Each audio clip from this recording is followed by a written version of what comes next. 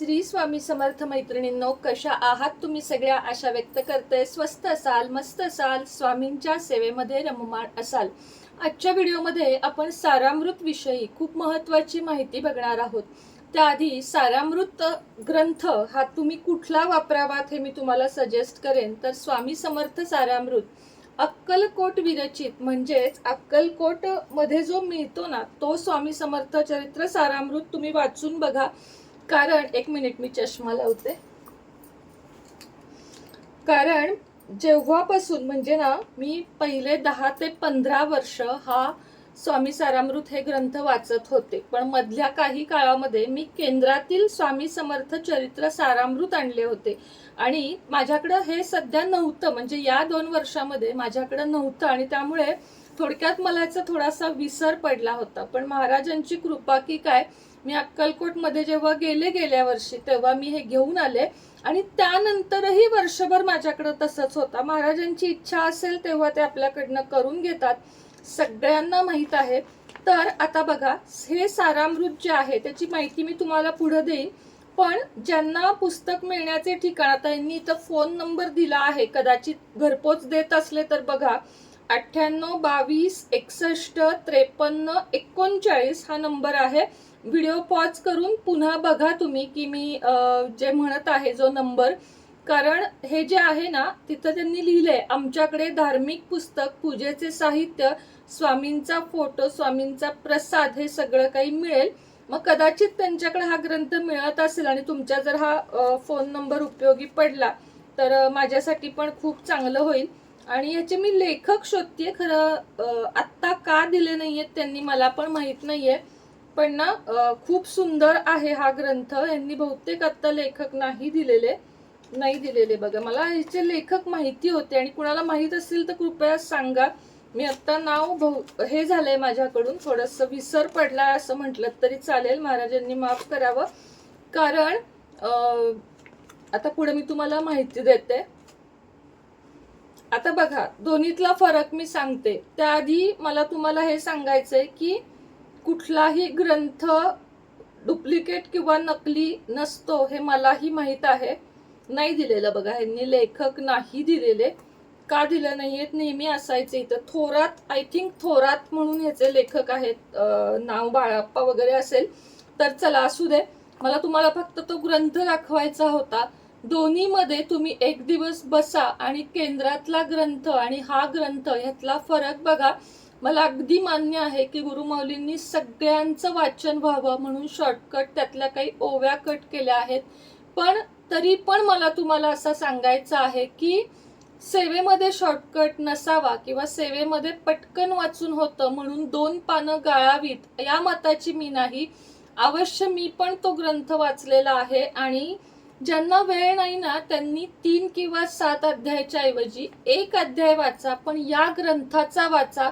हा कुठलाही promotion video किंवा पेड व्हिडिओ नाहीये की मला या ग्रंथाचे काही वेगळे सांगण्यासाठीचे पैसे मिळालेत, स्वामींची शपथ नाही. पण तुम्ही हा अक्कलकोट स्वामी समर्थ चरित्र सारामृत ग्रंथ वाचा, यातल्या शब्दांना जाणून घ्या आणि ह्याच्यावर प्रेम करा. हा ग्रंथ तुमची प्रत्येक समस्या सोडवू शकतो. याचं उत्तर साक्षात मला महाराजांनी दिलंय म्हटलं तरी चालेल. कारण ज्या 8 दिवसापूर्वीच सांगते की हा ग्रंथ मला अनेक वेळा डोळे झाकल्यावर किंवा स्वप्नामध्ये दिसला आणि अक्कलकोट संपूर्ण स्वप्नामध्ये दिसलं. आणि हे मी आत्ता जस्ट पूजा केल्यावर तुम्हाला सांगते की माझी ही कळकळ आहे तुम्हाला सांगण्याची की या ग्रंथामध्ये अशी काहीतरी ताकद आहे की स्वतः महाराजांनी मला ह्याची कदाचित आठवण करून दिली असेल. खूप चढ उतार माझ्या आयुष्यात चालू असताना मला हा ग्रंथ दिसणं ही छोटी मोठी किमया नाहीये. आणि म्हणूनच मला तुम्हाला सांगावं वाटतं की केंद्रातलं वाचू नका, बिलकुल माझं म्हणणं नाहीये. कुणाच्या विरोधात बोलणं किंवा हे मला जमतच नाही. पण एकदा हे चरित्र सारामृत वाचा आणि सांगते तसं वाचा. कारण थोडासा प्रत्यय मला आला, ह्याचा अनुभूती मला आली. महाराजांनी स्वतः सांगितलं असं समजा, सांगितलंच आहे की मला हे दिसणं आणि मी तो ग्रंथ घरात शोधणं आणि घरात असूनही मी तो न वाचणं आणि महाराजांनी त्याची आठवण करून देणं या ग्रंथामध्ये ना एक सुद्धा ओवी कट केलेली नाहीये, मोठे मोठे अध्याय आहेत. जर तुम्हाला 21 सारामृत करायचे असतील आणि एक एक पूर्ण ग्रंथ वाचायचा असेल तर अर्थातच तुम्हाला 1.5 पावणे 2 तास काढावे लागतील, कारण बोट असं फिरवत फिरवत ग्रंथ पटापट उरकणं याला अर्थ नाही. त्याच्या प्रत्येक अध्यायामध्ये जाणं, त्या प्रत्येक अध्यायामध्ये जाऊन त्याचा सारांश समजून घेणं, त्याचा अर्थ समजून घेणं, महाराजांना ह्यातून आपल्याला काय संदेश द्यायचा आहे हे बघणं खूप जास्त महत्वाचं आहे. का ते तुम्हाला सांगते, जेव्हा आपल्या मनामध्ये कुठल्या समस्या चालू असतात तेव्हा भगवद्गीतेचं, श्रीमद भगवद्गीता हा जो ग्रंथ आहे त्याचं कुठलंही पान उघडायचं, म्हणजे डोळे मिटायचे आणि पान उघडायचं, तिथं आपलं उत्तर असतं बरं का. हे मी अनुभवते. आजही मला जेव्हा मनामध्ये अनेक प्रश्न येतात आणि त्याचं नेमकं उत्तर मिळत नसतं, तेव्हा माझ्याकडे जो श्रीमद भगवद्गीता म्हणजे अखीनं आणलेला आहे तो, त्याला खूप आवड आहे या गोष्टींची, तर त्या ग्रंथातलं एक पान फक्त डोळे झाकून, कुठलंही एक पान उघडायचं असं डोळे बंद करून. आता समजा हा सारामृत आहे तर असं करून फक्त एक पान उघडायचं. हे बघा, ह्याच्यात तुमचं उत्तर दडलेलं असतं.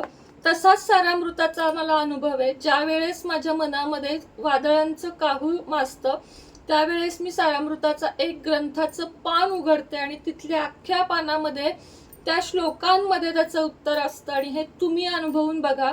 जेव्हा कधी आपण सारामृत हातामध्ये घेतो, मी अगदी नित्य सेवेकरी नाही, मी तुम्हाला प्रामाणिकपणे सांगते, कधीतरी मी 15 दिवस तास 2 तास वाचते, मला ते पूर्ण केल्याशिवाय सुटावंच वाटत नाही. आणि कधी कधी माझा एकच अध्याय होतो, तर कधी कधी मी काहीच वाचत नाही. हे आहे माझी खरं जे आहे ते मी सांगते. पण ज्या वेळेस मी हे हातात घेते आणि ज्या वेळेस मी हा ग्रंथ वाचते तेव्हा माझ्या डोक्यामध्ये तिसरा चौथा कुठलाच विचार नसतो आणि खूप मनातली उत्तरं मिळतात, मनातलं वादळ शांत होतं.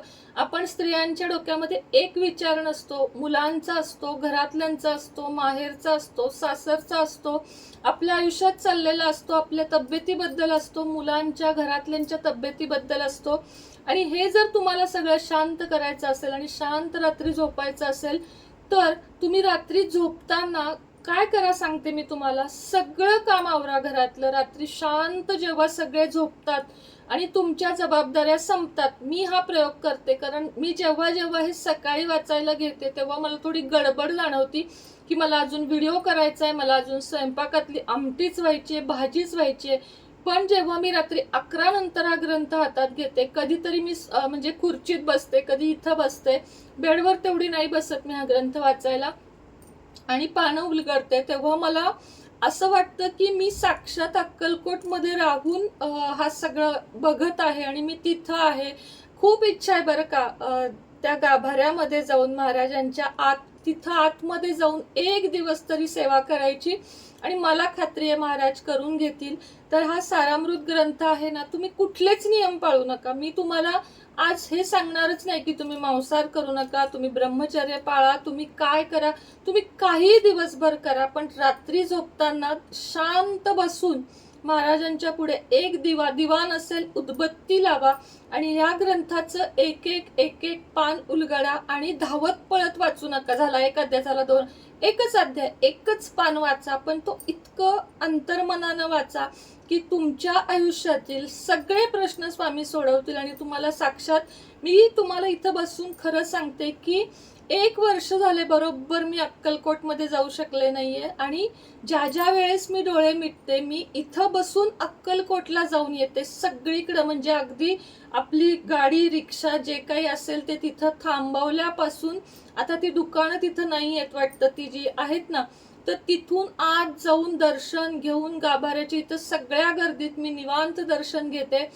प्रसाद घेते. म्हणजे मी हे इथं बसून करते आजकाल, थोडंसं एक 10 मिनिटाचं ध्यान लागल्यावर, आणि मग मी माघारी येते. अगदी भरून पावते मी की महाराजांना मला तिथं न्यायला जमलं नाही तरी घरात बसून आपल्याला दर्शन मिळतं. महाराज सगळीकडे आहेत, पण अक्कलकोटमध्ये जी जादू आहे ती जगातल्या कुठं नाही असं मला वाटतं.